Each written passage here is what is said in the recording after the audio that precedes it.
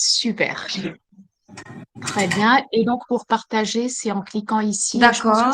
je crois que c'est toi à la ventana, mais on va voir, d'accord, si jamais il y a un petit problème technique. Alors, tu vois, c'est là où... Oh, d'accord. Bon, moi, D'accord. j'ai rien à... Parce que... On va admettre. Et admettre, je Ah fais non, quoi? tu vois, non, mais elle est là. Elle est admise, donc il n'y a pas de problème. Ah, regarde, c'est bon, c'est bon, c'est bon. Bon, bonjour. J'espère que ceux qui sont en ligne me voient aussi. Bonjour à tous. Je vous remercie d'être là aujourd'hui. Je suis très heureuse de faire cette conférence, enfin de faire à nouveau une conférence à la Complutense. Et je remercie tout particulièrement le professeur, Madame le professeur Sonia Gomez Jordana de m'avoir invitée aujourd'hui. Je vais déjà essayer de lancer le PowerPoint pour vous expliquer.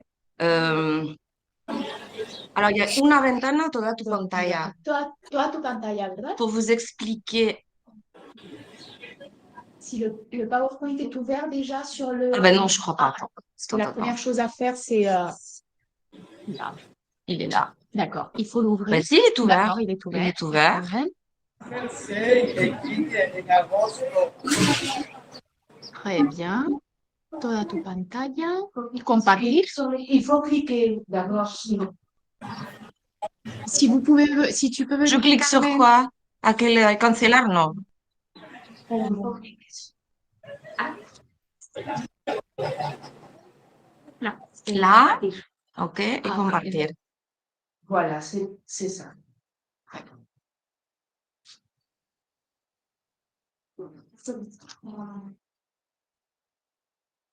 C'est ça. Alors, est-ce que vous pouvez nous confirmer si vous voyez le PowerPoint? Oui, on voit. Oui, d'accord. Et vous nous dites s'il défile bien, d'accord? Parce que parfois, j'étais dans une présentation comme ça la semaine dernière et on était resté sur la première. Donc, on va voir si ça défile bien. Si ça ne défile pas, vous nous le dites, d'accord? Ça va là, vous voyez?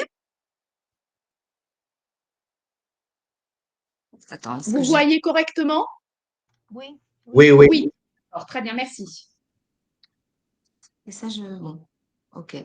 Très bien. Alors, donc, le sujet de la conférence aujourd'hui, comme vous l'avez vu, c'est les périphrases verbales en français et en espagnol, mais j'apporte une petite précision, c'est que j'ai mis un point et non pas deux points après les périphrases, puisque je vais d'abord dresser un panorama général des périphrases en espagnol et en français, et Dieu sait qu'elles sont nombreuses, surtout en espagnol.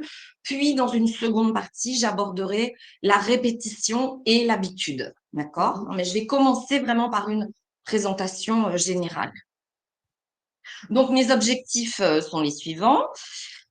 On essaiera dans un premier temps de définir la périphrase verbale, puis dans un deuxième temps d'expliquer les notions que peuvent exprimer ces périphrases verbales. Et enfin, j'analyserai deux cas. Premièrement, l'expression de la répétition et deuxièmement, un peu rapidement sans doute, l'expression de l'habitude en français et en espagnol. Je vais donc suivre ce plan, donc les périphrases verbales, puis nous verrons la répétition avec le re en français, vous savez, et le volver a en espagnol. Et l'expression de l'habitude. J'ai noté avoir l'habitude de en français, mais nous nous intéresserons surtout au joli verbe dont vous disposez en espagnol, qui est soler. Alors, si je commence par les périphrases verbales, je ne sais pas si tout le monde voit très bien ce que c'est qu'une périphrase. Je vais vous donner des exemples. En français, vous pouvez dire il va se marier dans une semaine, il vient de manger. En espagnol, vous pouvez dire volvió a casarse, va a salir, sigue comiendo. D'où viennent ces périphrases? Eh bien, dans l'histoire, on parle de la grammaticalisation. Je ne sais pas si vous savez ce que c'est. L'idée, c'est que historiquement, un grand nombre de ces verbes ont connu, par le biais de la grammaticalisation, une désémantisation. Une désémantisation, ça veut dire qu'ils ont perdu en partie leur contenu lexical d'origine pour devenir de simples outils grammaticaux, c'est-à-dire des auxiliaires ou des semi-auxiliaires. On va voir ça dans les exemples. Alors, les verbes qui se sont grammaticalisés, très souvent, en fait, ils expriment le mouvement ou la localisation dans l'espace. Pour le français, vous le voyez, nous disons il va se marier dans une semaine, il vient de manger, et nous reconnaissons le verbe aller à l'origine et le verbe venir qui exprime aussi un mouvement. Pour l'espagnol, on a de très nombreuses périphrases, j'en fais apparaître quelques-unes. Lleva 10 años estudiando francés, volvió a, va a salir, sigue comiendo. Vous reconnaissez les verbes de mouvement, llevar, volver, ir et seguir. On dit que beaucoup de périphrases proviennent de verbes qui se sont grammaticalisés, mais tous les verbes qui constituent des périphrases ne se sont pas grammaticalisés. Vous voyez, certains ont conservé en totalité leur contenu sémantique. Devoir est une périphrase et devoir ne s'est pas grammaticalisé. Finir, même chose. Deber, acabar de. Alors, en espagnol, les périphrases sont très, très, très nombreuses. J'en ai noté quelques-unes, on va en analyser quelques-unes. Hein. Volverá, soler, tener que, empezará, deber, acabar de, etc. Dans les autres langues, comme le français, les notions qui sont souvent exprimées par des périphrases en espagnol sont exprimées par des locutions ou des adverbes. Hein. Par exemple, vous avez toujours qui pourra traduire seguir. Hein. Vous avez encore, vous avez again. Ou alors, ces mêmes notions sont exprimées par des préfixes, des suffixes ou parfois des infixes. Vous voyez, bon, en français, vous avez le préfixe re, hein, qui va exprimer la répétition, redire, renaître. On l'a en espagnol, mais il est moins productif qu'en français. Vous avez des suffixes aussi qui peuvent exprimer la répétition. Vous avez ôter, grignoter, picotear, vivoter, clignoter, pestañear. En espagnol, on a aussi des suffixes, hein, le suffixe en ear, hein, qui marque la fréquence, golpear, pestañear, besuquear. Et puis, j'ai noté un infix, mais fait pas partie des langues romanes. On trouve un infix, par exemple, en finnois, hein, qui sert aussi à marquer la répétition. Bien. Alors, une définition peut-être, parce qu'on voudrait savoir ce que c'est ou comment on définit une périphrase verbale. Alors, une périphrase verbale, c'est un groupe de deux verbes indissociables. Une périphrase se compose toujours d'un verbe conjugué et d'un élément au choix qui peut être un infinitif. Quand vous dites « je vais manger », bon, il y a « comer ». Quand vous dites « il a l'habitude de se lever tôt », suele madrugar. Un autre élément qui peut être un gérondif. En espagnol, on dit « sigue tocando el piano ». Mais vous voyez que cette périphrase qui est constituée d'un verbe conjugué et d'un gérondif, en français, ne se traduira pas par une périphrase avec un gérondif. Hein. On dira « il continue à jouer du piano », il joue toujours du piano. Est-ce qu'on a des périphrases en français formées avec un gérondif? On en a une principale.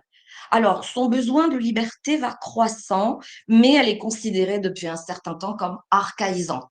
Hein. Et c'est ce que nous dit encore la grande grammaire du français. Je pense que vous la connaissez, elle vient d'être publiée en 2021. À l'oral, il est difficile quand même d'utiliser cette périphrase. Hein. En revanche, vous voyez, su afán por ser libre va creciendo. Hein, ça n'est pas quelque chose d'archaïque ou d'archaïsant en espagnol. Et puis, troisième élément pour une périphrase, c'est le participe passé. On en a beaucoup moins, mais en espagnol, on a tiene el trabajo hecho. Et en français, on en a une que je ne vais pas analyser, mais que je note ici, c'est se voir. Ces idées se sont vues attaquer, hein, qui est considérée comme une périphrase. Alors, comment on définit ces périphrases en espagnol? Je vais vous donner deux définitions, une pour l'espagnol et une pour le français. Eh bien, on dit que ce sont des combinaciones sintácticas en las que un verbo auxiliar incide sobre un verbo auxiliado construido en forma no personal. Hein? Gérondif, infinitif, participe passé. Ça, c'est la forme non personnelle.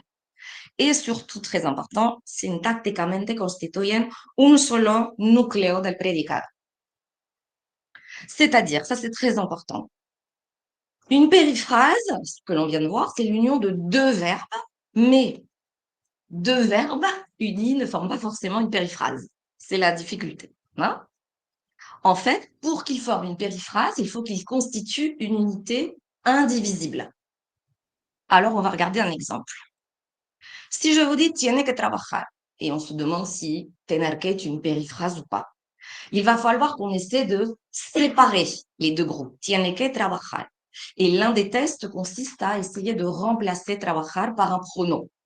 Est-ce qu'on peut le remplacer par un pronom et dire lo tiene que? Donc, cela montre qu'il forme une unité indivisible et que donc tener que est une périphrase. En revanche, si je vous dis necesita trabajar, on applique le même test et on va pouvoir dire lo necesita. Et on va pouvoir en conclure que necesitar plus infinitif n'est pas une périphrase puisque cette construction peut être divisée. D'accord? Ça, c'est le test. Il y en a d'autres, hein, mais je vous propose celui-ci. Excusez-moi, il y a quelqu'un qui veut rentrer. Si jamais on peut minimiser juste une seconde pour admitir. Donde final, configuración, ¿no? ¿Es Oui, esto? peut-être, oui. Cambiar, duplicar presentación, a ver, a lo mejor. Non, d'accord. Carmen, tu peux nous aider une seconde? Donc, je pense peut-être que c'est... Oui, allez ici. Alors, ver todo y... ¿Lo ves? Ouais. Ouais. Ouais. Et on peut pas le laisser en abierto? Je pense que là, à l'heure qu'il est, tout le monde a dû se connecter. Mais... D'accord, donc on revient. C'est bon. Donc, vous voyez tous. Je demande à Martha qui est peut-être connectée. C'est bon, excuse-moi. Hein. Non, non, mais pas de problème parce que je n'ai pas de notification. Oui, non, on n'a pas de notification là, comme on est avec le PowerPoint ouvert. Mais bon, c'est pas grave. Alors, attends, du coup, desde la diapositive. Je demande à quelqu'un ici s'il voit bien la diapo. J'en étais là. D'accord. Necesita. Donc, necesitar ne constitue pas une périphrase. On aurait la même chose en français. Si je vous dis « il doit se lever de bonne heure » et qu'on essaie de séparer les deux fragments, eh bien, évidemment, on ne pourra pas dire « il le doit ». Donc, c'est une périphrase, c'est une unité indivisible. En revanche, dans son deuxième exemple, il n'y a pas de verbe. Donc, normalement, on ne doit même pas se poser la question. Il doit 6 € à Marie, mais vous voyez que vous pouvez très bien dire « il les doit ». Donc, évidemment, ici, devoir n'est pas une périphrase. On a vu comment on les définissait en espagnol et on a appliqué le test. Alors, je vais quand même vous donner aussi une définition de la périphrase en français, tirée de la grande grammaire du français. Eh bien, cette grande grammaire nous dit que ce sont des séquences formées au moyen d'un verbe et parfois d'un nom, d'une préposition et même chose qu'en espagnol, d'un infinitif, d'un gérondif ou d'un participe passé. Et la grande grammaire nous précise que le premier verbe, celui qui est conjugué, ne décrit pas un type de situation, mais qu'il ajoute à la situation décrite par l'infinitif, le gérondif ou le participe, une information sur le temps, l'aspect ou la modalité. Ça, c'est très important parce que c'est justement la question qu'on va se poser. Quelles notions expriment les périphrases verbales? Et elles expriment effectivement dans les deux langues le temps, l'aspect et la modalité. Je vais en faire l'inventaire là avant qu'on les voit un peu dans le détail. On a donc en français et en espagnol ce qu'on appelle des périphrases temporelles. Je les cite et puis je reviendrai dessus, d'accord? On a aller, venir de, ir a, acabar de. On a des périphrases aspectuelles aussi, qui sont très nombreuses. Alors, je les ai pas toutes mises, hein. Être sur le point de, commencer à, continuer à, finir de, avoir l'habitude de. Et en espagnol, il y en a encore plus. Il y a beaucoup de nuances en espagnol. Hein. Pour un étranger, ça n'est pas toujours facile à apprendre. Hein. Seguir, más gerundio, ir, estar, más gerundio, echarse a, ponerse a, soler, volver a, etc. Et puis, troisième chose, vous avez des périphrases modales, comme devoir, pouvoir, être en mesure de, et deber, tener que, poder plus infinitif. Alors, si vous voulez bien, on va essayer de les analyser les unes après les autres. Les périphrases temporelles. Alors, on les classe dans une catégorie, mais évidemment, comme toujours, notre question est pourquoi dit-on qu'elles sont temporelles? Alors, les périphrases sont dites temporelles. Je cite les quelques périphrases temporelles dont nous disposons en français et en espagnol. En fait, il n'y en a pas beaucoup. Les principales, c'est aller, venir de, et ir a et acabar de. On dit qu'elles sont temporelles parce qu'elles situent l'action exprimée à l'infinitif dans le présent, dans le passé ou dans le futur du locuteur. Hein.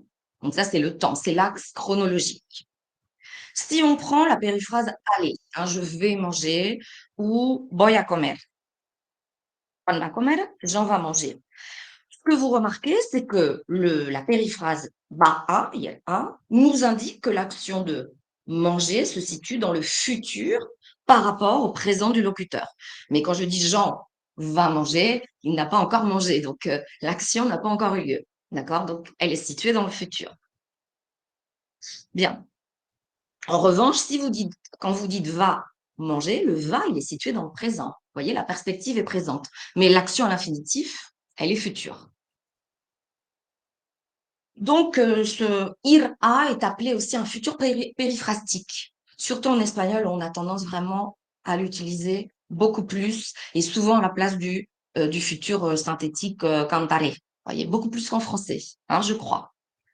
La deuxième périphrase temporelle dont nous disposons, c'est le venir de, hein, acabar de.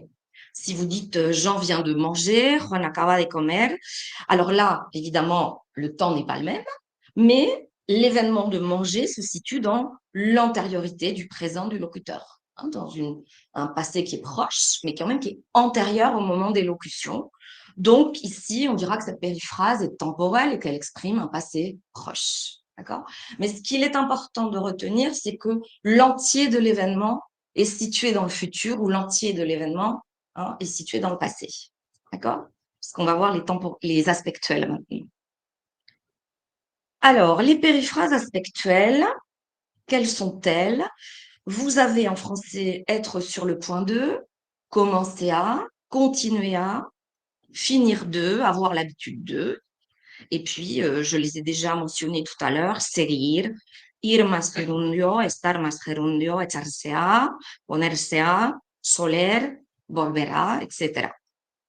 Et notre question, bien sûr, est pourquoi considère-t-on qu'elles sont aspectuelles? Je ne sais pas si vous voyez bien ce qu'est l'aspect, sans doute avez-vous une petite idée, mais la chose principale à retenir, c'est qu'elles sont dites aspectuelles parce que ces périphrases décrivent une phase de l'action qui a déjà commencé en fait. Puisqu'avant, dans les temporels, on a parlé d'actions qui s'étaient réalisées totalement, soit qui allaient se réaliser. Hein.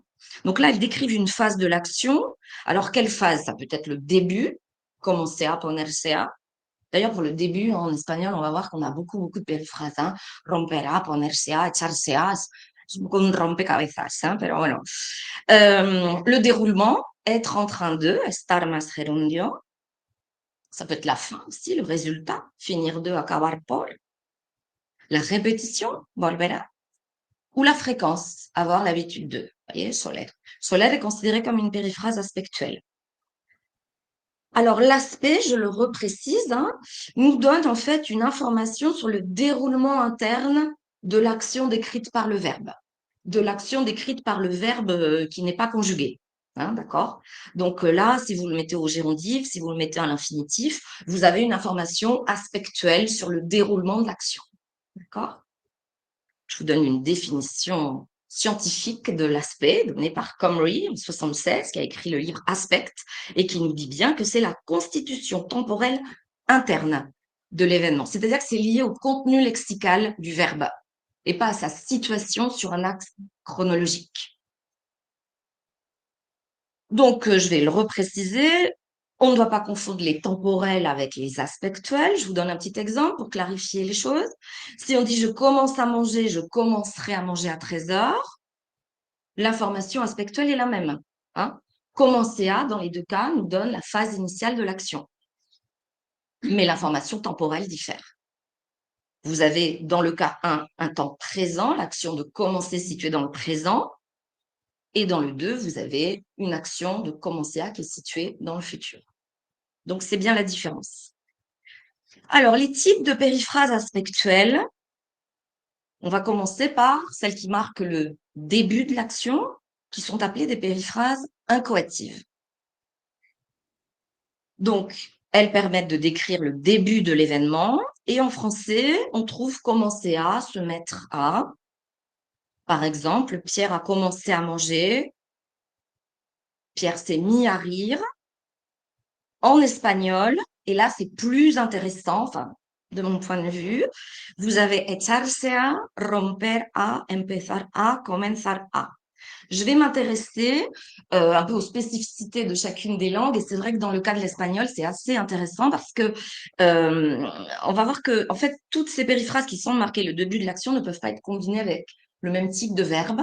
Je ne sais pas si vous connaissez le Diccionario Redes de Ignacio Bosque, qui a été publié en 2004, qui est un dictionnaire des combinaisons, qui est très utile aussi pour les étrangers qui apprennent l'espagnol. Ça n'est pas un dictionnaire de définition, mais de combinaison. Hein. Et donc, pour chaque entrée, il précise si tel ou tel verbe peut être combiné avec tel type de verbe. Vous voyez?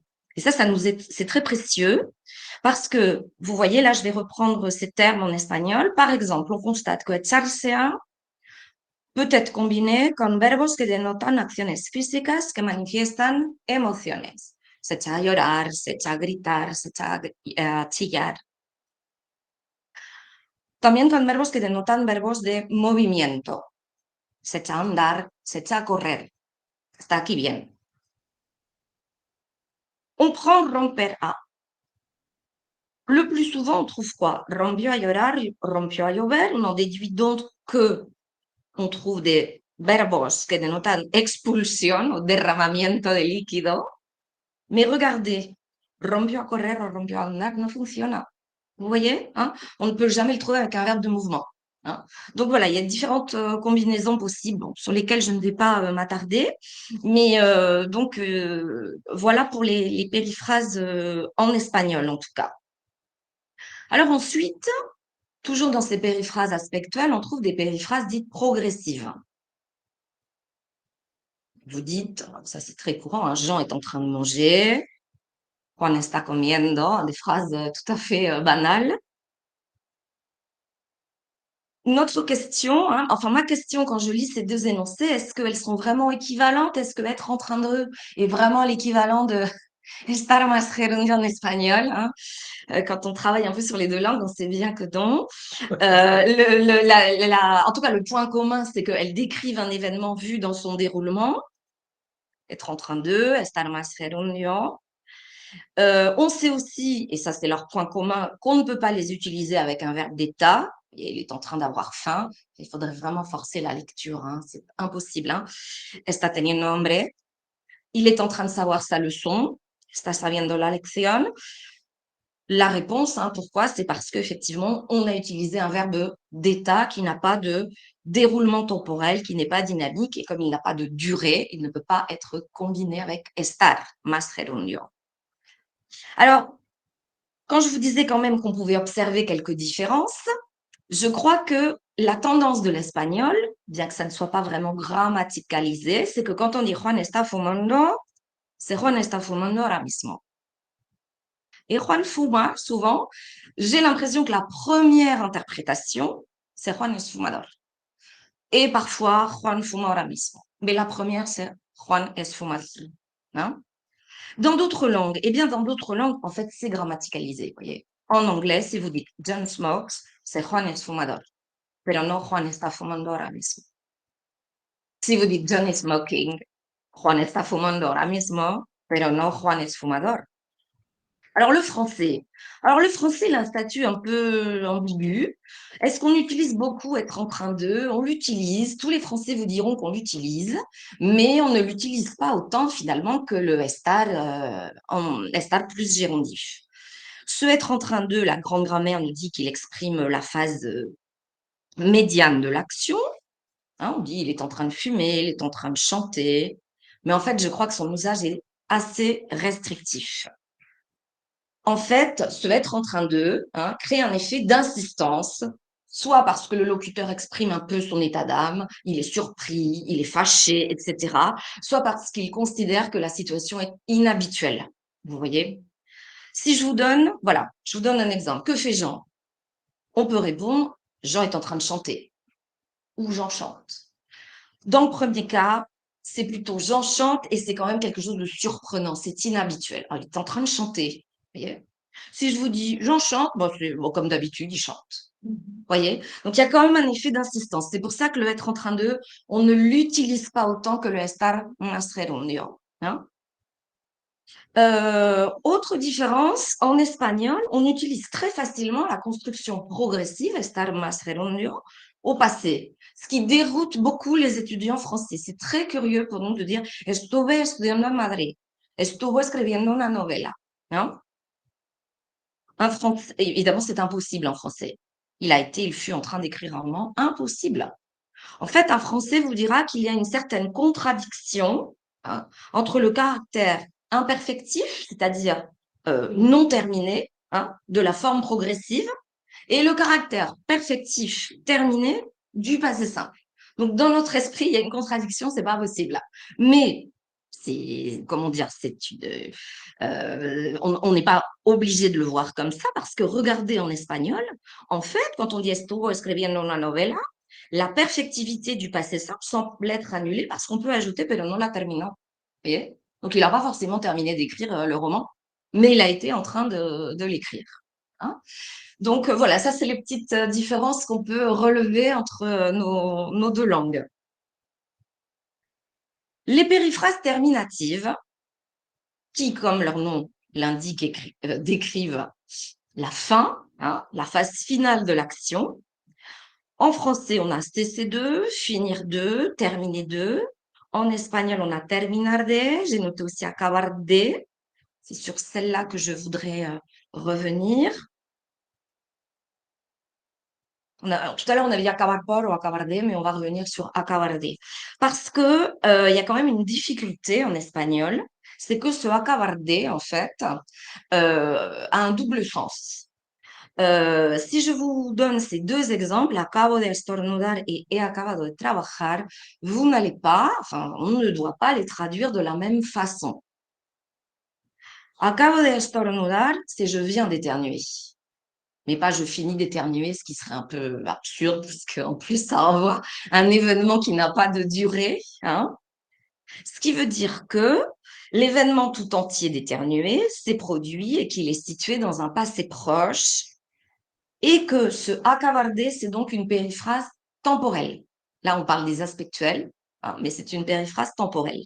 Quand ça doit être traduit par je viens de. En revanche, si vous dites he acabado de trabajar, c'est j'ai fini de travailler. Et là, oui, nous ne voyons que la phase finale de l'événement, c'est-à-dire la fin de l'action de travailler. C'est donc une périphrase aspectuelle. Donc, vous avez un acabar de, en fait, en espagnol, qui peut être tantôt aspectuel, tantôt temporel. Ça va un peu dépendre du verbe qui suit, vous voyez. Donc, c'est une des difficultés hein, qu'on a. Donc, quand vous le traduisez par un venir de, c'est temporel. Et quand vous le traduisez par un finir de, c'est aspectuel. Alors, évidemment, c'est quand même une des spécificités de l'espagnol parce que dans de nombreuses langues, on a deux formes différentes. Hein, c'est grammaticalisé. Pour la temporelle et pour l'aspectuel. C'est-à-dire que acabo de llegar, en anglais, c'est I have just arrived. Et en français, c'est je viens d'arriver. Et acabo de trabajar, et acabado de trabajar. I finished doing my work. J'ai fini de travailler. Hein, mais en espagnol, non. Et donc, j'ai un petit exercice à proposer. Oh, comment vous traduiriez celui-ci? Acaba de llover, venir de ou finir de? Venir de, vous diriez? Moi, je dirais que c'est plutôt il vient de pleuvoir. Hein? D'accord? Je n'ai pas dit que l'autre était impossible, mais acaba de llover, c'est peut-être l'interprétation la plus spontanée. Il y a peu. Hein? En revanche, dans celui-ci, cuando acaba de llover, salió un arcoíris. Finir de. Vous voyez?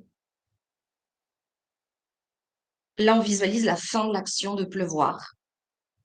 Je vous propose maintenant 2 exemples. Vous pouvez dire en un, acabo de leer el artículo sobre la crisis financiera y estoy escandalizado. O bien 2, espérame un poco, acabo de leer el artículo sobre la crisis financiera y me voy contigo. Claro. Donc le premier, voilà, le premier c'est venir de, temporel, et le deuxième c'est je finis de. Voilà, exactement. Termino de leer el artículo. Encore un dernier, celui-ci, acabo de Acabando decirte, de leer también se dice mucho, ¿no? En lugar de acabo de leer, estoy acabando acabo de leer. Insiste Sí, más en las claro, claro. Acabo de decirte que no iré contigo, donc ça c'est évidemment je viens de. Ya he acabado de estudiar, podemos ir al cine, j'ai fini. D'accord? Donc voilà, voilà une des ambiguïtés de l'espagnol. On arrive au. Alors, puisqu'on est dans les aspectuels, hein, on a vu juste cette différence entre temporel et aspectuel pour acabar de. Dans les aspectuels, on trouve aussi, mais je ne vais pas pour l'instant en parler puisque je vais y revenir par la suite, des périphrases itératives qui marquent la répétition. J'y reviendrai dans un instant. Juan vuelve a cantar, volverá, qui exprime la répétition d'un événement.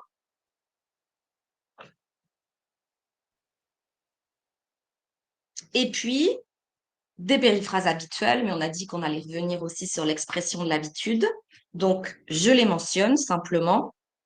Jean a l'habitude de chanter. Juan suele cantar. Il faudra voir aussi si avoir l'habitude de traduit exactement ou dans tous les cas Juan suele cantar, d'accord? Enfin, le solaire en tout cas. Hein, est-ce que solaire se traduit toujours par avoir l'habitude de? Dans les 2 cas, en tout cas, ils expriment, enfin, ces 2 périphrases expriment l'habitude, la fréquence. Donc, je vais résumer ce que je viens d'exposer là. On trouve donc des périphrases aspectuelles qui sont incoatives, qui expriment le début de l'action, la phase initiale, comme dans Juan empieza a comer, Jean commence ou se met à manger. Des périphrases progressives qui expriment le déroulement de l'action, la phase médiane. On a vu la différence entre María está comiendo et Marie est en train de manger. Déterminative qui exprime la fin de l'action, la phase finale. Luis acaba de comer avec l'ambiguïté que l'on sait. Luis finit de ou termine de manger. Des itératives qui expriment la répétition sur lesquelles je vais revenir dans un instant. Luis vuelve a comer chocolate ou des habituels avec Antonio suele comer a las 2.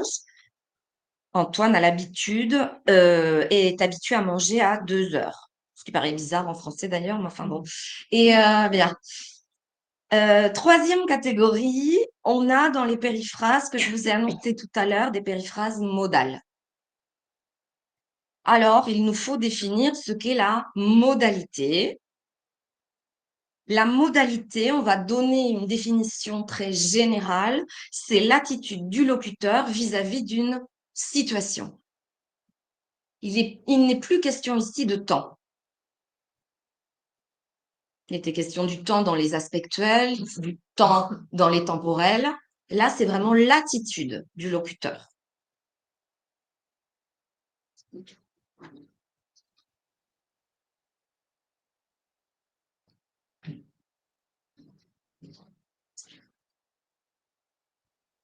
Je vous donne un exemple de périphrase modale. Eh bien, quand vous dites « Jean peut ouvrir la porte », Juan puede abrir la puerta, vous voyez, des phrases très compliquées, hein, donc toutes simples. Hein. On les interprète en général par il est possible que Jean ouvre la porte. Hein. Une autre périphrase modale serait la suivante, Antoine doit travailler davantage. Antonio debe estudiar más. Bien. Que vous interprétez par Antoine a l'obligation de travailler davantage. Ça, c'est les 2 principales, hein, d'accord? Il y en a d'autres. Ce qui veut dire que le locuteur considère la situation soit comme possible, soit comme nécessaire.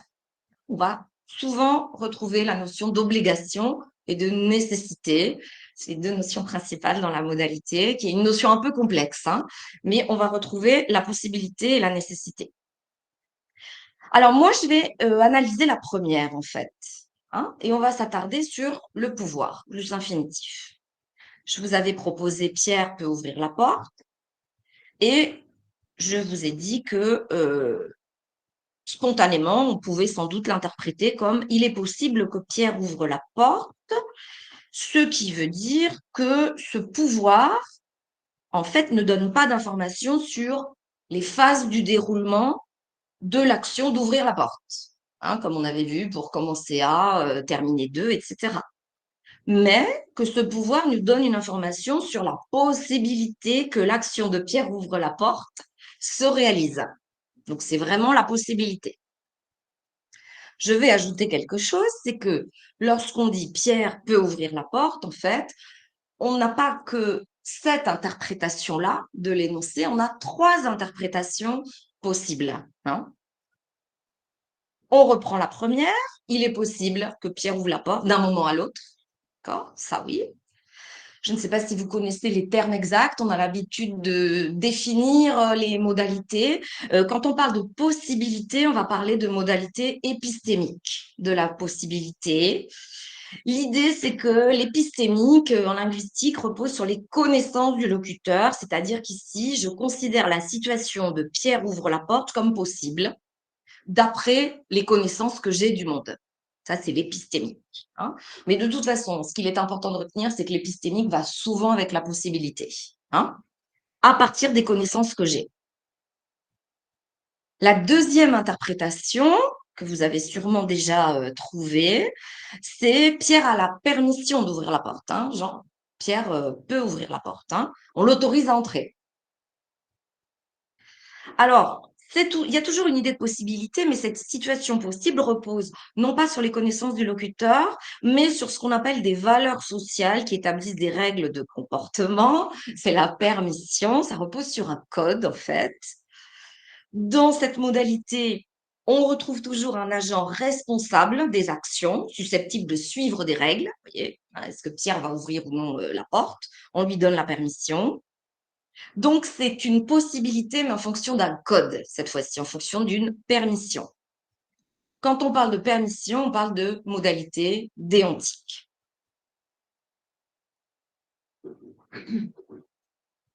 Et puis, quand je dis Pierre peut ouvrir la porte, ça n'est peut-être pas dans ce cas-là l'interprétation la plus naturelle, mais elle existe aussi. On peut penser à Pierre a la capacité d'ouvrir la porte. ¿No hace ruido? Sí, a mí me busca un poco también, pero on regarde juste un moment. On va répéter. ¿Hay más? Apparemment, non. Ok. D'accord.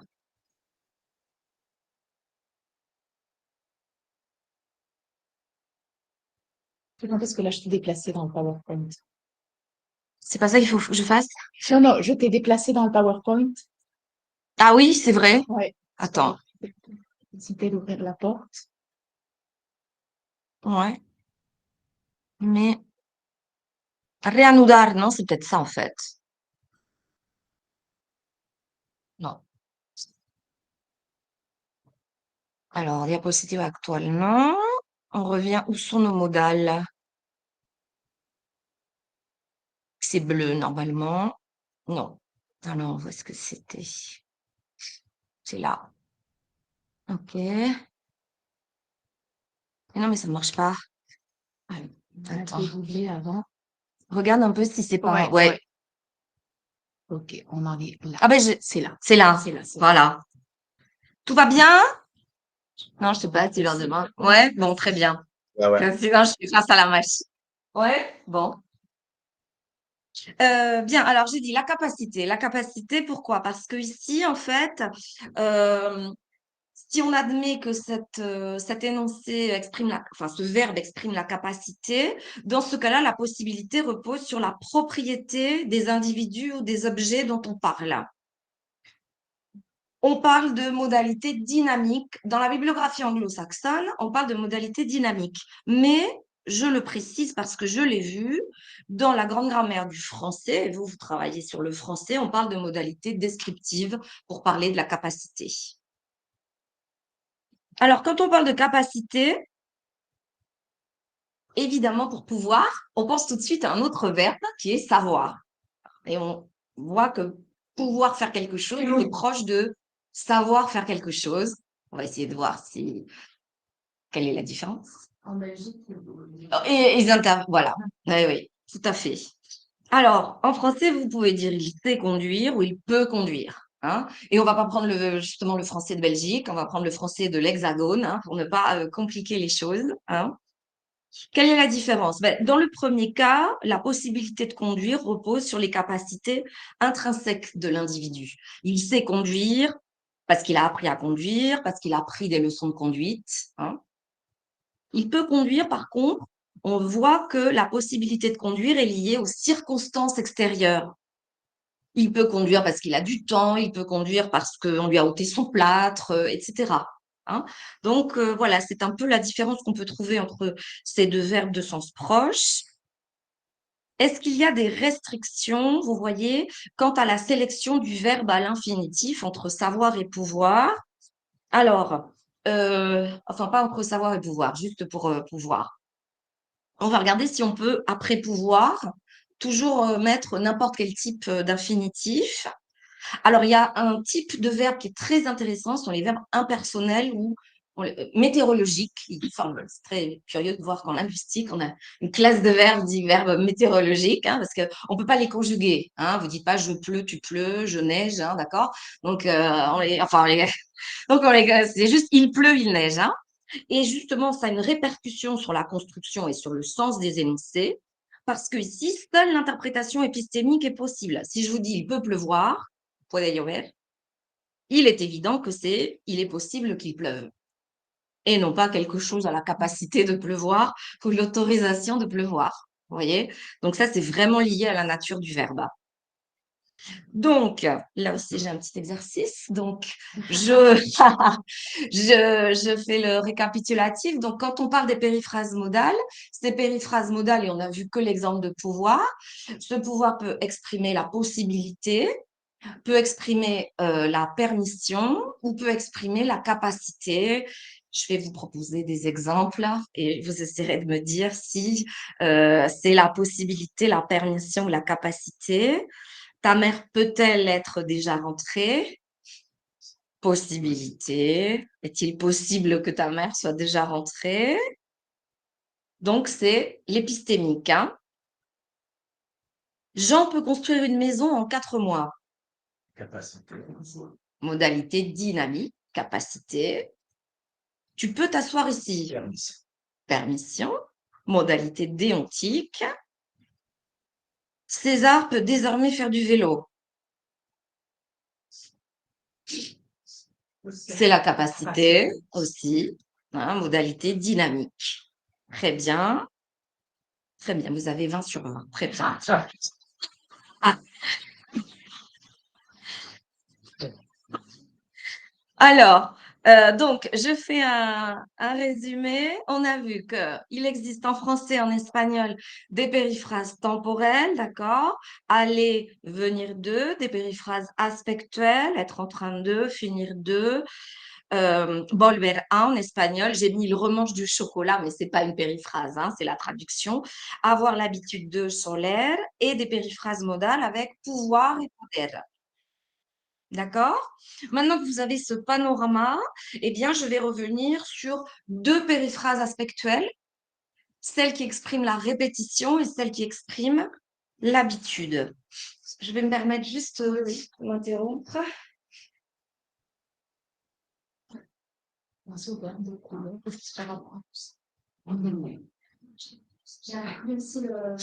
Oui, j'en profite juste une Ouais, regarde. seconde pour regarder. Je pense que là, à cette heure-là, normalement, tout le monde est connecté, mais je regarde si jamais.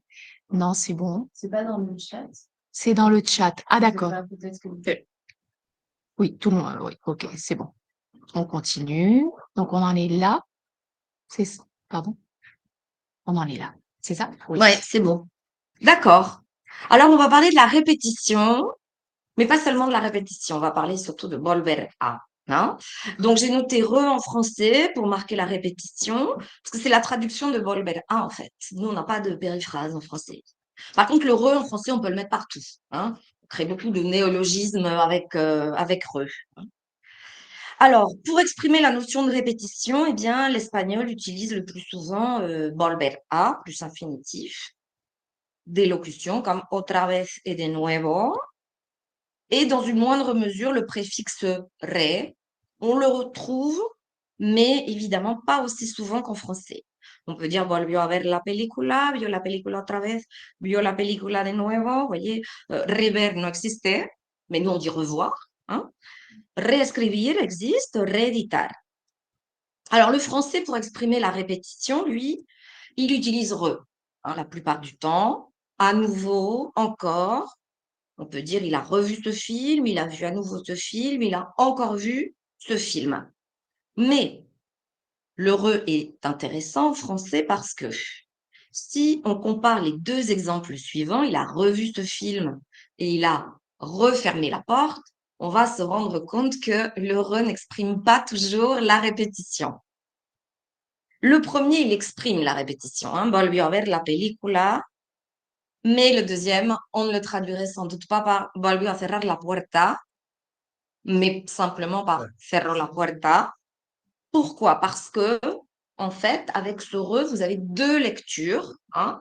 Une lecture qui est une lecture répétitive, il a revu ce film. La lecture est répétitive puisque l'action de voir le film est répétée, c'est-à-dire qu'elle se produit une seconde fois. Mais dans le deuxième cas, la lecture est dite restitutive. Il a refermé la porte, qu'est-ce que ça veut dire? Ben, ça veut dire que ça ne signifie pas qu'il ait fermé la porte pour une deuxième fois, ce qui serait un peu absurde s'il l'a déjà fermée. Ça veut dire que la porte était ouverte et qu'il a fait en sorte qu'elle soit fermée, c'est-à-dire qu'elle retourne à son état initial. C'est pour ça qu'on parle de restitution. En fait, ce qui est répété n'est pas l'événement de fermer, mais la situation résultative, être fermée. Elle avait été fermée et on va retourner à l'état initial. Cette lecture restitutive n'est pas si évidente que ça, hein, mais bon, enfin, en tout cas, voilà le sens. Je tiens à dire que quand vous dites à un francophone, il a refermé la porte, hein, personne ne va l'interpréter comme il a fermé une deuxième fois la porte. Hein. Bon, il va peut-être vous dire que c'est acceptable, hein, il vous dira, ah oui, il a fermé si la porte était mal fermée, mais tout le monde comprendra que c'est la lecture restitutive. Hein.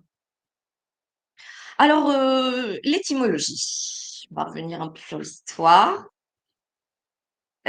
Puisqu'on a parlé du re, on a un préfixe re en latin, très intéressant, qui veut dire quoi? Ben justement, qui veut dire revenir en arrière ou métaphoriquement parlant, orienter l'action dans le sens inverse. Vous avez des exemples intéressants tels que clamare, qui voulait dire exprimer avec force son opinion, et reclamare, c'est exprimer son opinion contraire. Vous voyez? Et deuxième chose, vous avez un préfixe re d'intensité qui veut dire réaliser une action avec une plus grande intensité. Alors, par exemple, bouillot et rebouillot, bouillir trop longtemps, hervir demasiado. Hein. Alors, en français et en espagnol, ce préfixe re, puisqu'on a parlé de la répétition, de la restitution, pour l'instant, on n'a vu que deux valeurs, mais en fait, le re, il a trois valeurs en français. Hein. Enfin, c'est les deux premières qui sont les plus importantes. Il a une valeur répétitive, d'accord? Marquer la répétition, rééditer un livre, réélire un député. Il a une valeur restitutive, on vient de le voir, pardon, avec refermer la porte et reboucher la bouteille. Il a une valeur intensive, alors c'est plutôt dans la formation des mots, mais voilà, pour les francisants que vous êtes, j'ai pensé que c'était intéressant. Il peut servir de simple renforcement, mais dans la plupart des cas, le verbe a disparu. Quand vous dites en fait raccourcir ou ralentir, ça vient de ce re de renforcement.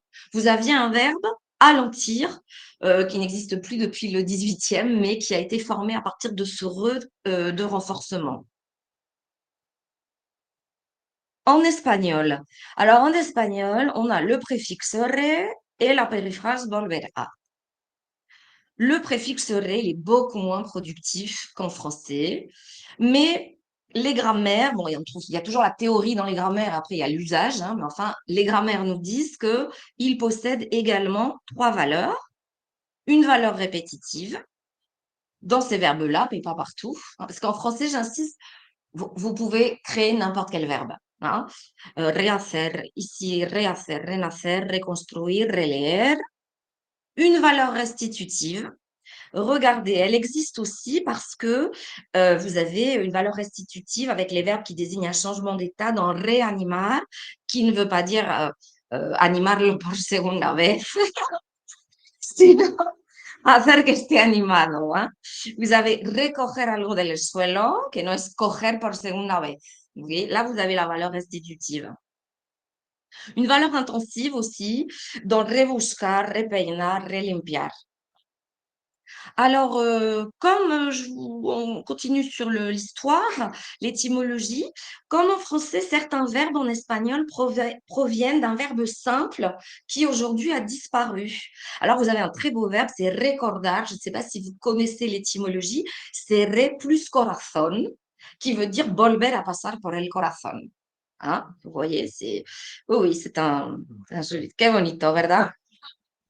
Reducir, c'est reducir, c'est-à-dire conducir algo para que vuelva a su estado original o hacer que algo se reduzca en tamaño. Hein? Donc, même chose, vous avez ce préfixe re d'intensité et vous l'avez aussi dans remitir. D'accord? Mitere, enviar, regresar a una persona al lugar de donde vino. Bien. Mais vous voyez encore que c'est dans l'étymologie, dans la formation des mots. Bon, on a la périphrase volver a plus infinitif.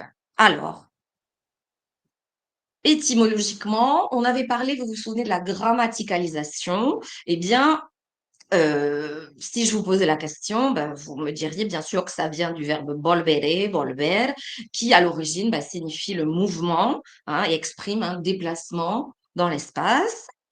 Donc, volver acquiert un sens nouveau, celui d'un mouvement dans le temps, en fait, quand on répète quelque chose. Et il a remplacé une périphrase qui existait en espagnol ancien, qui était tornar a, qui a existé, mais qui a été remplacée au moment où la langue change beaucoup, c'est-à-dire vers le XVIe siècle. Bien, donc il a une valeur iterative, répétitive. Je vous donne 2 exemples. Porque se vuelve a editar este libro escrito en 1980. Et un exemple vraiment identique en français. Seiko, une marque de montre, remonte le temps et réédite un vieux modèle, et réédite sa Laurel de 1913, c'est-à-dire qu'on édite une seconde fois un livre ou une montre. Alors, sans doute pensez-vous que c'est la seule valeur de volverá, la répétition, mais on pense, et c'est là la difficulté, qu'il a aussi une valeur restitutive. Par exemple, dans cette phrase, tirée de Muñoz Molina, si vous dites intentó levantarse pero volvió a caer en el sofá y se quedó durmiendo como un buey, ou si vous dites en français le pétrole retombe à son niveau d'avant-guerre, et d'ailleurs la phrase qui suit c'est le pétrole a retrouvé jeudi son niveau d'avant-guerre, en fait ça indique un retour à l'état initial. Il n'est pas tombé pour la 2e fois dans son sofa, mais il est retourné à son état initial qui était être assis, estar sentado en el sofá, ou état initial, être à son niveau d'avant-guerre. On avait vu que le ré possédait 3 valeurs, la valeur intensive. Bon, il n'y a pas de valeur intensive pour volver a, à la différence du ré. D'ailleurs, on le voit très bien parce que, regardez cet exemple en français. À la fin de sa vie, Tolstoï réécrivit Anna Karénine. Si on pense à une traduction possible en espagnol, soit ré, soit volver a, on ne dira pas al final de su vida Tolstoy volvió a escribir Anna Karenina, mais plutôt al final de su vida Tolstoy réescribió Anna Karenina, parce qu'en fait, ça ne veut pas dire que Tolstoï ait écrit une version entièrement nouvelle de Anna Karenine, mais qu'il a modifié, corrigé le texte. Donc, c'est plutôt le ré d'intensité, et pas la répétition complète. Alors, comment peut-on obtenir la lecture itérative avec volver a plus infinitif? On va voir quelques critères.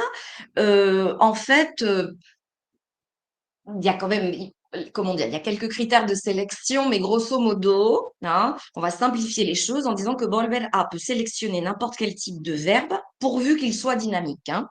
Volvió a ver la película, il a revu le film. Et vous voyez, je vous propose ça, volvió a ser rubia, vous me dites c'est quand même un peu bizarre, mais on le comprend, hein, elle fut de nouveau blonde, si, évidemment, on interprète l'événement désigné par le verbe comme un événement doté d'une fin. Hein. C'est-à-dire, elle a changé de couleur de cheveux, hein, elle était brune, elle était rousse, volvió a ser rubia. Donc, si ser rubia est considéré comme un verbe dynamique, pas de problème pour le combiner avec volver a. En revanche, vous voyez que re-être en français, c'est pas possible, hein, d'accord? Donc, on dit à nouveau, de nouveau, hein. Bien. Alors, le deuxième critère pour interpréter volver a comme une périphrase répétitive, c'est qu'il faut qu'elle repose sur une présupposition. Je m'adresse à Sonia qui connaît bien ces problèmes. La répétition implique que l'événement s'est déjà produit une fois. Donc, la répétition repose sur une présupposition. Hein. Ça paraît évident, mais enfin, il faut quand même le dire. Si je vous dis ¿Por qué se vuelve a editar este libro escrito en 1980? Eh bien, on présuppose que ce livre a déjà été édité une fois. Et linguistiquement parlant, il s'agit bien d'une présupposition parce qu'elle est maintenue sous la négation. Si vous dites ¿Por qué no se vuelve a editar este libro? Pourquoi ne réédite-t-on pas ce livre? Même chose. On présuppose aussi que ce livre a déjà été édité. Hein. Voilà un peu les deux critères pour la répétition. On va passer donc aux choses difficiles. C'est pour ça que là,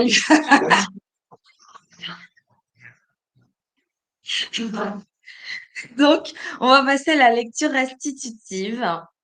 Alors, je vous ai dit que la périphrase ou le préfixe permettent dans ce cas-là d'exprimer le retour à un état antérieur. En français, ça a été très étudié. On parle de sens annulatif. On fait quelque chose et on l'annule. On revient en arrière.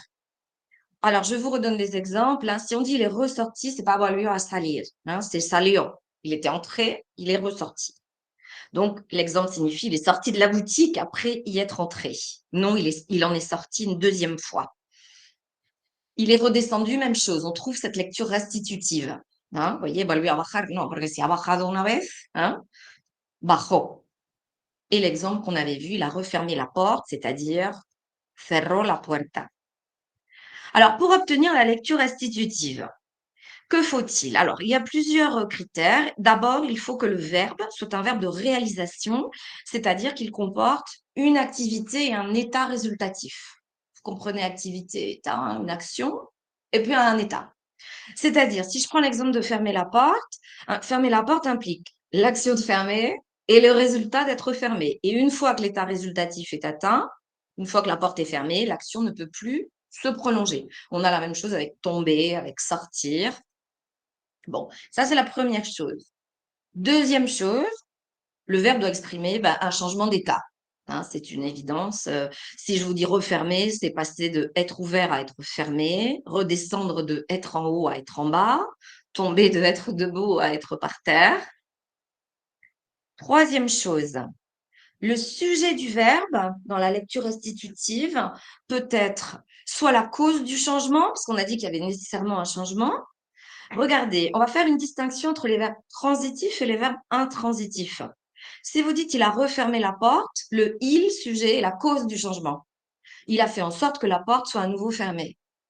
Si vous dites il est retombé, hein, c'est pas la cause, c'est en fait, il a fait en sorte de, parfois, hein, mais en plus, c'est lui qui subit le changement. Hein. Il est redescendu, c'est lui qui subit le changement. D'accord? Il peut être cause et à la fois patient. Cette interprétation contient également une présupposition, mais qui va être un peu différente de la lecture répétitive. Quand vous dites « j'ai refermé la porte », on présuppose le même état, la porte avait déjà été fermée. Et ce que je vous disais tout à l'heure quand j'ai parlé de sens annulatif, une action antonymique, c'est-à-dire, alors on parle d'antonymie directionnelle, c'est-à-dire qu'on va faire l'action dans l'autre sens pour revenir à l'état antérieur. Je vous ai mis deux exemples. un exemple sans re et un exemple avec re. Vous voyez, vous dites il s'est habillé, il s'est rhabillé. Dans le premier cas, il n'y a pas de présupposition. Et dans le deuxième, on présuppose qu'il s'était déshabillé, il avait fait l'action dans le sens inverse. Et que maintenant, vous voyez, l'action antonymique, et que maintenant, il a remis ses vêtements. Alors, pour l'espagnol, c'est très difficile, je trouve, hein. On dit souvent que, en fait, on peut ajouter volver a et que volver a peut aussi donc avoir un sens restitutif sans que ça change vraiment le sens de la phrase. On peut dire tapo la botella, vuelvo a tapar la botella. On peut penser ici aussi qu'il y a une présupposition, hein. Tapo la botella, il n'y a pas de présupposition, la bouteille n'avait pas forcément été bouchée avant, mais vuelvo a tapar, elle avait été rebouchée avant. Alors, Un oui, exemple intéressant. ouais, voilà, exactement, ouais. Alors, regardez, une autre question aussi très difficile, à laquelle je n'ai pas vraiment de réponse d'ailleurs, hein, pour laquelle je n'ai pas vraiment de réponse. En français, vous dites j'ai retrouvé mes clés, et c'est la lecture restitutive. J'ai fait en sorte de les trouver. Mais j'ai reperdu mes clés, c'est je les ai perdues une deuxième fois. Vous voyez? Alors, il y a une. Et oui, et pourtant, hein, perdre et retrouver, c'est des verbes qui, lexicalement parlant, se ressemblent, hein. Alors, l'explication pragmatique, une des explications possibles, c'est que ça signifie faire en sorte que l'objet ou l'individu retourne à un état considéré comme normal ou comme positif. D'accord? Il est normal qu'il ait ses clés, mais non qu'elles soient perdues. Donc, il y a une histoire de polarité, vous voyez, retrouver un état normal. On peut penser que les verbes à polarité positive, en tout cas c'est dans l'interprétation qu'on fait, retrouver son état normal, admettent la lecture restitutive, tandis que les autres, comme perdre, etc., ne vont pas vont admettre la lecture répétitive. Bon, je vous en propose d'autres, mais je livre ça un peu à votre réflexion, hein. J'ai rallumé la télévision, vous voyez, c'est restitutif.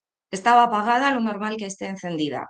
J'ai rééteint, je l'ai éteint pour la deuxième fois. Il s'est rhabillé, on a dit que c'était la lecture restitutive. Se había quitado la ropa, lo normal que es que esté vestida en principio. D'accord. Quand j'ai parlé de retrouver l'état normal, je m'appuie aussi sur un élément qui est que, regardez, si dans leur usage d'aujourd'hui, on dit que volver semble revêtir un sens positif, retrouver un état normal, eh bien, en anglais, en anglais ou en français ancien, eh bien, ce re pouvait signifier perdre aussi. Vous voyez, il y a toujours une idée de gagner ou de perdre. Par exemple, vous aviez croire, enfin, croire, on l'a toujours, mais on avait un verbe qui était recroire, qui voulait dire perdre confiance, hein. Comme remain, à l'origine, en anglais, veut dire disparaître, hein, avant de signifier demeurer. Voilà ce qu'on peut dire sur ces différentes interprétations. J'ai un petit exercice, naturellement. Alors, je vous propose à chaque fois les deux possibilités et vous me donnez celle qui vous semble être la meilleure. Il est ressorti de la boutique. Salió. Il a relu son livre préféré. Volvió a leer. Il est redescendu. Bajó. Il a redit qu'il ne viendrait pas. Volvió a decir. Et il a refermé la porte. Cerró. Très bien. Très bien, très bien. Alors, C'était facile, hein. c'était facile, oui, c'était facile, c'était facile. Bien, on va parler donc de la dernière notion que je voulais évoquer avec vous. Ce sera un peu plus rapide, hein. C'était l'expression de l'habitude. Alors, regardez, l'habitude, vous pouvez l'exprimer de la façon suivante en français. Vous pouvez dire il allait souvent à l'école à vélo. Et en espagnol, vous pouvez dire solía ir al colegio en bicicleta.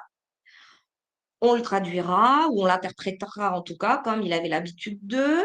Et vous êtes d'accord avec moi pour dire que l'action de aller à l'école à vélo s'est produite plusieurs fois, hein, plusieurs fois. Mais l'habitude n'est pas la répétition. Quelle est la différence? Ben, une des différences, c'est que, alors là c'est un peu technique, mais vous allez voir, c'est facile à comprendre.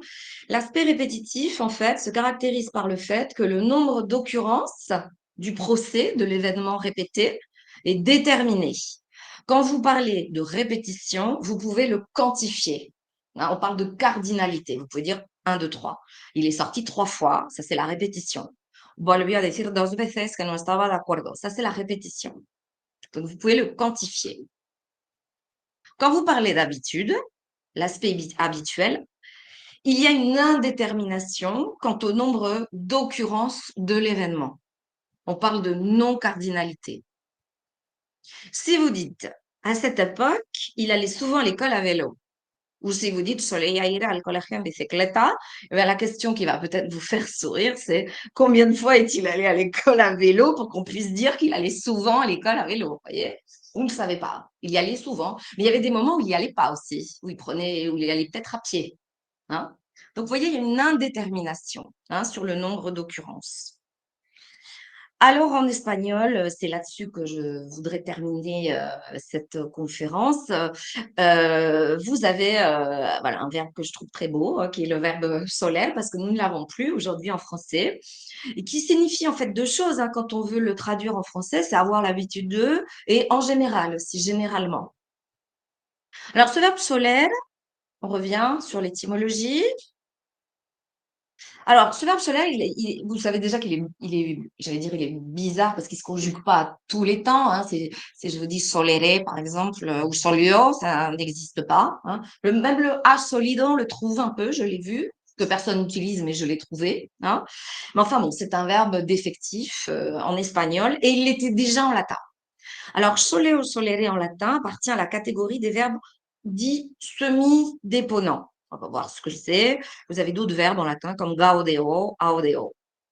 On les appelle des verbes semi-déponents parce que ça vient de déponere, qui signifie abandonner. Le verbe déponant ou semi-déponant a abandonné ses désinences actives au profit de désinences passives. C'est-à-dire, grammaticalement, la forme est passive, mais le sens est actif. Solitus sum, c'est une forme passive, vous voyez, avec le sum, mais le sens est actif. C'est j'ai eu l'habitude de. D'accord? C'est pas la traduction, on ne le traduit pas par du passif. Et il est déjà en latin, comme en espagnol aujourd'hui, défectif. Les grammaires vous disent que solebo, qui était la marque du futur en latin, existe, mais qu'il n'est pas utilisé. C'est exactement la même chose qu'en espagnol. On dit qu'il est semi-déponent, donc si on veut entrer dans le détail, il est semi-déponent parce qu'il est qu'à moitié déponent par rapport au verbe déponant, déponant. Il a une forme déponante au temps du parfait, solitus sum, j'ai eu l'habitude de, et une forme normale au temps du présent, soleo, suelo. Donc il est vraiment bizarre. Vous voyez, il a toujours été bizarre, ce soleo. Est-ce que nous, en français, on a hérité de ce verbe latin? Eh bien, on a en français ancien un verbe souloir, je ne sais pas si vous le connaissez, qui figure dans le trésor de la langue française, qui signifie l'action habituelle et qui signifie la permanence aussi. Alors, il a existé, mais en fait, il cesse d'être utilisé assez tôt. La Fontaine, je vous ai donné un exemple, l'utilise dans ses fables, mais même à l'époque de La Fontaine, au XVIIe, on considère que c'est une construction archaïque. Vous voyez, donc ici j'ai noté l'exemple donc assez connu de Souloir, quant à son temps bien su le dispenser, deux parents filles dont il saoulait passer, l'une à dormir et l'autre à ne rien faire. Voilà. Donc c'est un bel exemple de solaire, de Souloir. Donc, si on revient sur ce verbe en espagnol, soler, en fait, on va trouver deux lectures de soler. La première, la plus courante, c'est ce qu'on appelle la lecture individuelle, qui correspond à avoir l'habitude de, c'est-à-dire Juan suele comer a las dos, qui signifie Jean a l'habitude de manger à 2 heures, et vous le voyez, l'événement de Jean mangeait à 2 heures est répété plusieurs fois, mais on ne sait pas combien de fois. Donc, souvenez-vous, solaire est à inclure dans les catégories, dans la catégorie des périphrases aspectuelles. Comment on peut le caractériser? Donc, suele comer a las dos, il a l'habitude de manger à 2 heures. Eh bien, comme je vous l'ai dit, solaire exprime à la fois la répétition d'un événement, manger à 2 heures, mais regardez, il exprime aussi une propriété de l'individu. Quand je dis suele comer a las 2, cela veut dire aussi j'en possède la propriété de avoir l'habitude de manger à 2 heures. Vous avez la propriété et l'événement de manger. Et toutes les deux forment la périphrase.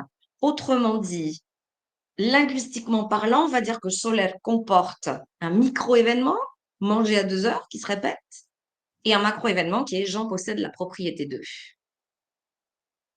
Ce qui veut dire que si vous cherchez à voir quels sont les infinitifs qu'on pourra combiner avec solaire, bon, ben, les infinitifs, il faut qu'ils renvoient à des actions dynamiques. Hein. Vous pouvez pas, vous voyez, le combiner avec un verbe d'état. Juan suele ser rubio, ben, même chose, si je vous demande le contexte, vous allez me dire, ben, si toutes les semaines il change de couleur de cheveux, Juan suele ser rubio, pero no siempre. Hein. D'accord? Bon, voilà. En tout cas, il faudra que ser rubio soit interprété comme un événement dynamique.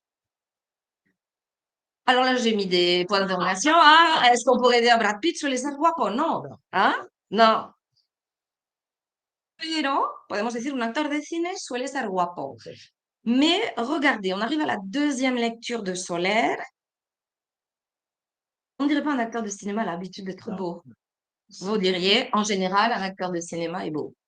Ce qui veut dire que là, ça n'est plus avoir l'habitude de. C'est une deuxième lecture qu'on va appeler lecture générique.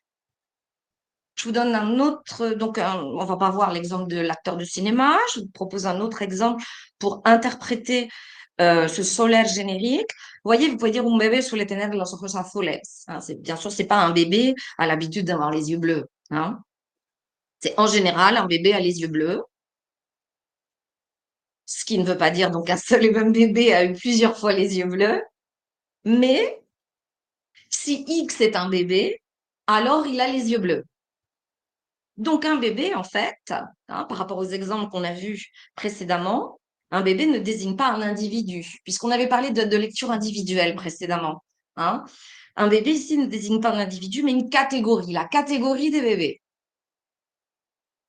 Et ce qui est répété ici, il y a bien une répétition, mais ça n'est pas l'événement de tener los ojos azules, mais le fait d'attribuer à une entité la propriété d'avoir les yeux bleus. Certains auront les yeux bleus et d'autres non, puisque solaire implique des exceptions. Hein? Suele tener los ojos azules. Algunos bebés los tienen y otros no. Et vous voyez, en anglais, on le traduirait de cette façon. A baby usually has blue eyes. Et voilà, je n'ai pas grand-chose d'autre à ajouter. Donc, en conclusion, donc on peut dire que cette périphrase solaire plus infinitif est une périphrase aspectuelle, mais qu'elle admet deux lectures, une lecture habituelle individuelle et une lecture habituelle générique. J'ai encore un tout petit exercice très facile. Un poeta suele ser un hombre normal, c'est la lecture générique, hein, bien sûr. Et Cristina suele acostarse muy tarde, individuel. Et voilà, là, je reprends ce que j'ai dit pendant la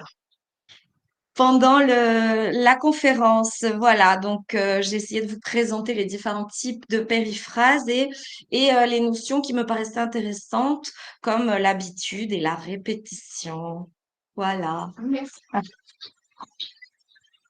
Merci beaucoup. Alors, on va revenir au public. Merci beaucoup, Axel, pour cette conférence vraiment passionnante qui nous fait penser à plein de questions. Alors, je ne sais pas, nous avons un poète ici qui est quelqu'un de très normal. C'est un exemple. Alors, il y a 3 filles, Camille, Bartel, qui disent bonjour. Je ne sais pas si tu les connais. Bonjour, madame. Ça va? Vous allez bien? Voilà, vous avez raté votre cours alors du coup. Ben, Alors, oui, j'ai raté mon cours pour vous, madame. Non, pas moi. Ah, merci beaucoup, merci beaucoup.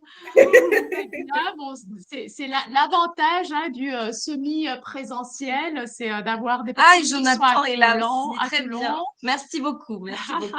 Alors, si vous avez des questions pour Axel, c'est le moment, aussi bien dans la salle qu'en ligne. Nous, madame, Alors, nous vous les Henri, poserons qui est en cours, nos poète aussi, questions. voudrait poser une question. Henri Berger, qui est doctorant en littérature. Doctorant en littérature, très bien. En fait, quelques questions et plusieurs commentaires et j'espère ne pas être trop lourd. Tout d'abord, pour la périphrase avec he acabado ou acabo de, Oui. j'ai l'impression, à part certes le contexte linguistique qui importe aussi, mais j'ai l'impression que euh, le temps de la conjugaison est aussi important Oui, oui, pour tout choisir à entre fait. les deux interprétations, parce que mettons l'exemple de estornudar, parce que c'est vrai qu'il n'a pas de durée, mais il peut être un peu itératif. Et entre he acabado de estornudar et acabo de estornudar, il y a deux sens, genre he acabado de estornudar, parce que souvent on éternue plusieurs fois, et donc c'est bon, là c'était la troisième fois, vous pouvez arrêter de dire Jesús, etc. Et acabo de estornudar, c'est l'interprétation un peu plus terminative. Mm. Mais C'est vous avez tout à quelque- fait raison. Voilà.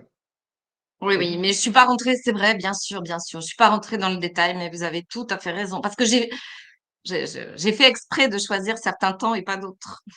D'accord.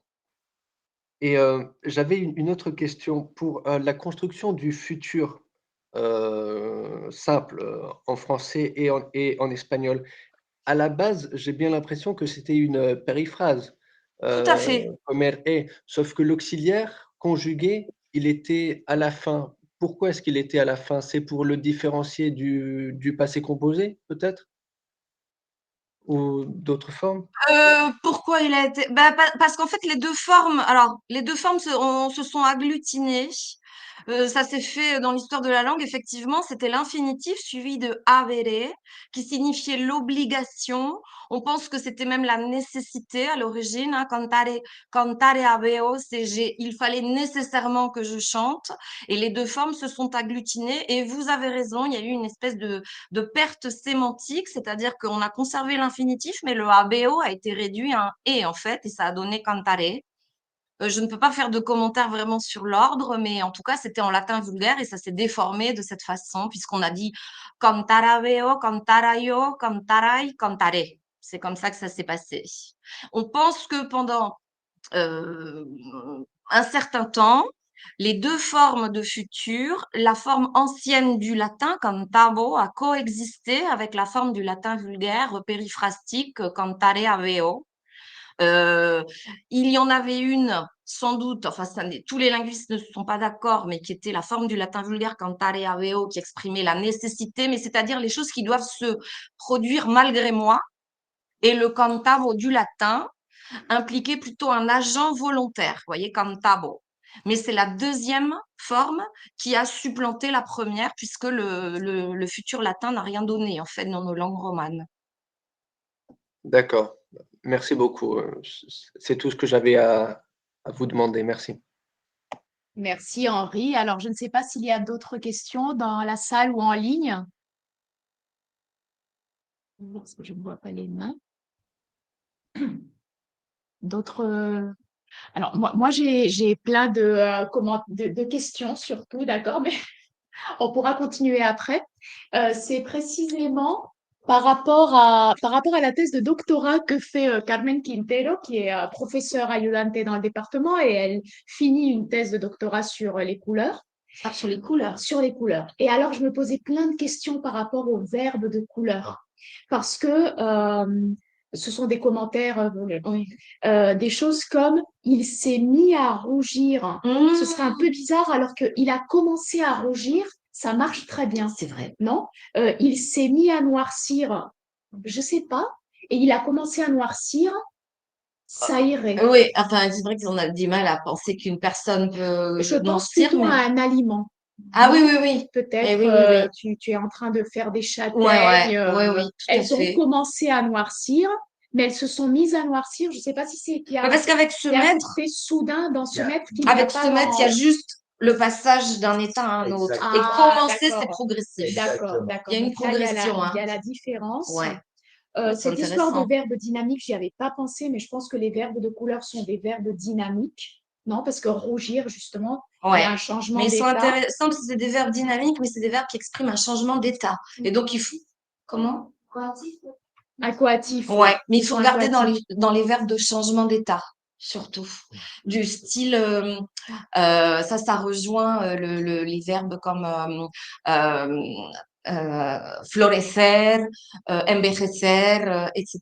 Voyez? Oui, Je crois que oui. c'est vraiment, parce que je les ai étudiés il n'y a pas très longtemps quand j'ai étudié la construction volverlo ridicolo. Mhm. Et, enfin, moi, je dirais qu'une des pistes, hein, j'ai pas de réponse, hein, mais pour ces verbes-là, j'irai voir du côté des verbes de changement d'état. Ouais, Cambio de ouais. estado. Ouais. Et mais c'est vrai qu'il y a un côté aquatif aussi. Fleurir, oui, c'est des Alors verbes avec, aquatifs. oui, Ouais. alors avec Solel, c'est très intéressant parce que elle travaille beaucoup sur el cielo es azul, el cielo está azul, le ciel est bleu. Et alors c'est vrai que el cielo suele ser azul, c'est un peu bizarre. Mm. El cielo suele estar azul, ça va. Voilà. Mais en revanche, Mhm. una rosa suele ser de color rosa. Là, ça marche. Parce que c'est générique. C'est générique. Parce que c'est générique, c'est pas la même rose qui est, tu as dit de Mais couleur rose. pourquoi el cielo suele ser azul? Parce que c'est pas générique, c'est le ciel, c'est une entité. En fait, c'est la première interprétation, c'est-à-dire un même ciel. Parce qu'en fait, on n'a pas plusieurs ciels, hein, plusieurs cieux, hein. Ouais. Un même ciel, tantôt est bleu, tantôt n'est pas bleu.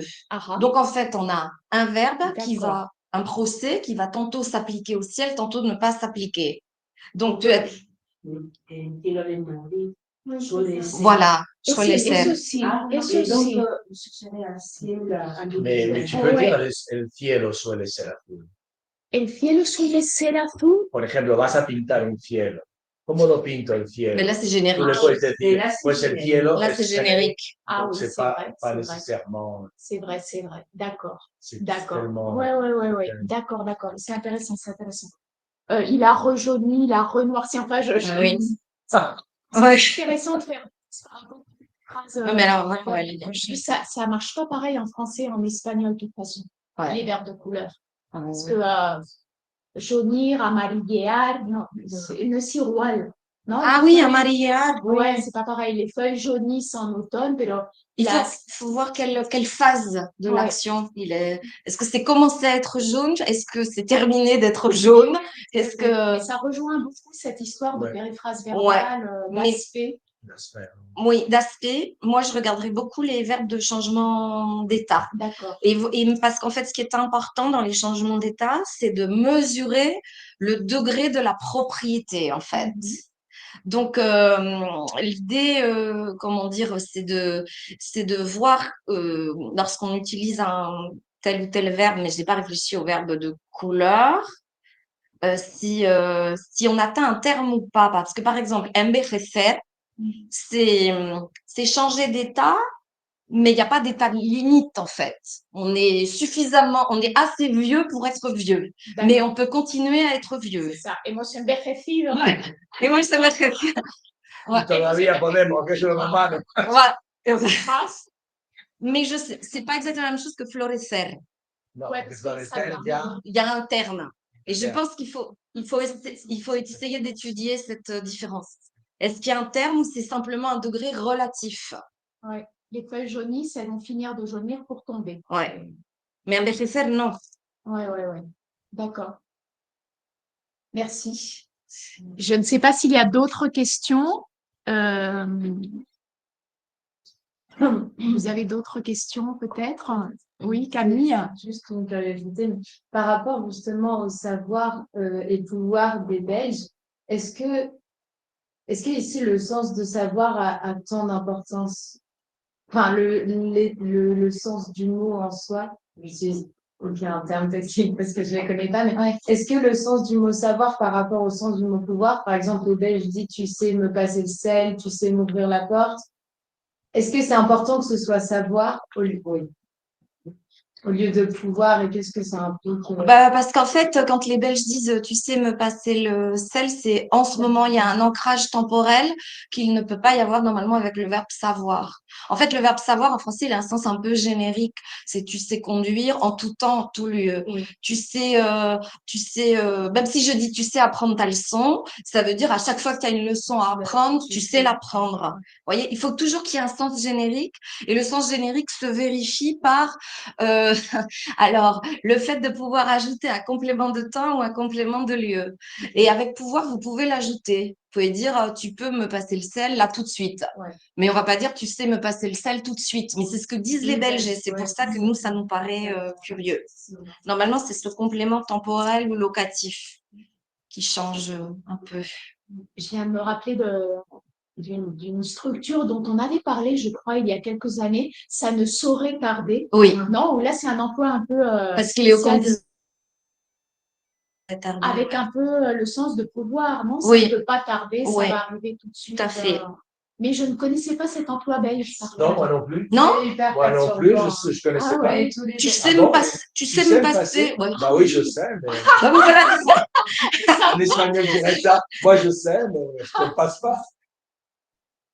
J'ai des amis qui sont partis à Bruxelles et tu prends vite le pli de tu sais me passer et Ah quand oui. ils reviennent en France. Wow. C'est très particulier, ouais. Alors, je ne sais pas s'il y a d'autres questions dans la salle. Ici, non. Bon, en tout cas, merci beaucoup, Axel, de cette conférence. C'était vraiment passionnant, amusant. Tu les as fait travailler en plus avec des exercices, donc merci beaucoup. Merci à tous d'avoir suivi cette conférence. Vous savez qu'il y en aura d'autres de littérature et de linguistique. La prochaine, je ne sais plus quand. En mars, il y en a eu. En mars, il y en a deux, je crois, Ah, je voulais plutôt. dans la même semaine. D'accord. Et Oui. juste une question, Question? mais je sais pas, c'est plutôt. J'ai remarqué qu'en espagnol, de plus en plus, on dit venir de au lieu de acabar C'est de. vrai. Et tu sais, non, parce que moi, j'arrive pas à saisir les journalistes, hein, qui le disent souvent. C'est surtout les journalistes. Mais j'arrive pas à saisir le sens exact. Mais ça existe, un venir de en espagnol. Oui, ça existe, mais pas dans le sens de acabar de, normalement, aussi. Si, je crois que Ah c'est, bon? je crois que c'est quand même attesté. Ah bon? À venir de. Ah Est-ce bon? que c'est pas un américanisme? Bah, je sais pas. C'est pour ça que je voulais te demander, parce que je l'entends de plus en plus Ouais. maintenant, hein, maintenant. Je me demande si c'est pas Les un journalistes américanisme. surtout. Dans le monde du sport, par exemple, on l'entend Je me souvent. demande. Mais je Mais crois je que sais si pas. on cherche à venir de, D'accord. bon, comme on trouve en dernier Ouais, lieu, vous ouais. savez, cette dernière acception, il me semble qu'il a quand même ce sens. Mais je ne sais pas pourquoi il se propage comme ça dans la langue. Le prochain, c'est un tailleur de traduction. Ah, d'accord. Donc, le prochain, c'est un merci, Camille. Donc, le 15 mars, nous avons un atelier de traduction. La même chose, on vous enverra le lien. Et le 17 mars, il y aura une conférence également d'Alexandra Odo, je crois, professeure à Nanterre. Donc, merci en tout cas d'avoir suivi cette conférence et nous nous retrouvons dans quelques semaines. Merci beaucoup. Et merci à mon public virtuel. Voilà, Merci à vous, merci à vous. vous Adieu. remercie. Au revoir. Adios.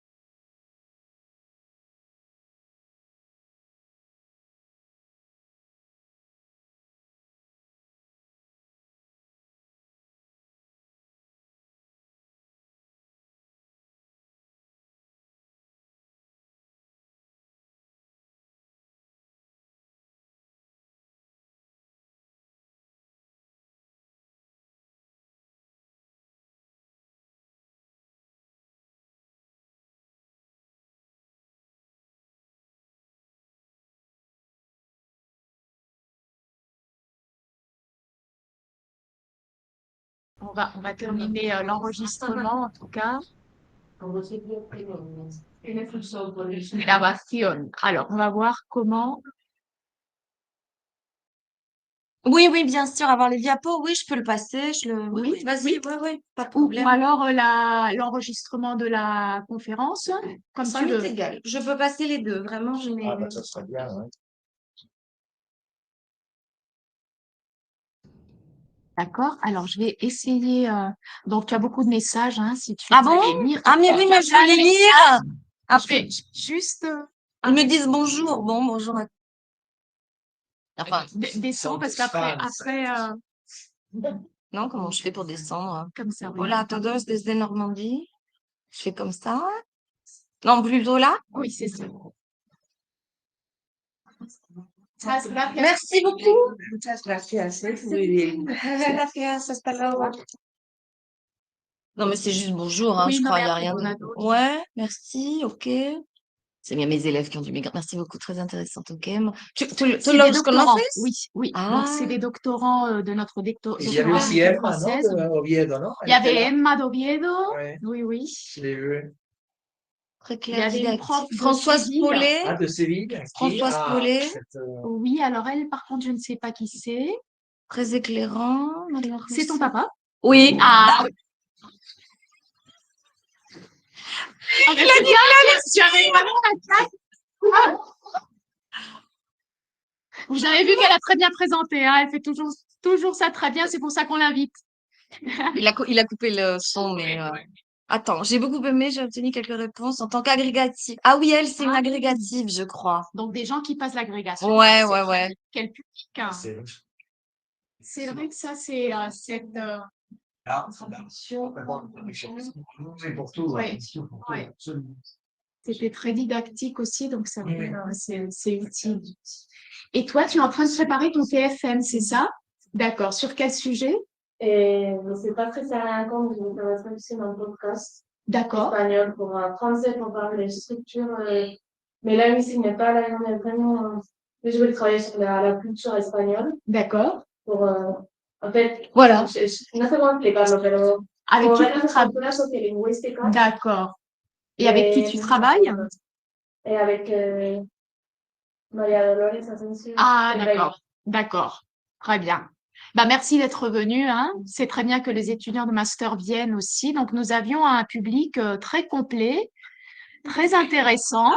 Avec un club de fans d'Axel Vatrican. Alors, j'arrive pas. Carmen, c'est ton ordinateur, n'est-ce pas? Tu peux m'aider parce que là, j'ai perdu la souris là. J'arrive plus. Y me gustaría parar la grabación y guardarla en algún sitio. A ver, porque aquí había una tecla que se quitaba. La acabo de ver en... Vale. Vale, gracias. Pues estaba intentando pararlo, pero es que la souris ya ha desaparecido. Pero aquí se ve. Ah, tu vois. Ah oui, hay que no, vale, ya lo sé. Hay que salir de... Attends. C'est ça, il faut sortir des PowerPoint. Ça y est. D'accord. Dejar de presentar. Et ce que je voudrais surtout, c'est... C'est vrai que ça te... Voilà. Grabando. Oui, c'est. Detener grabación. J'ai eu la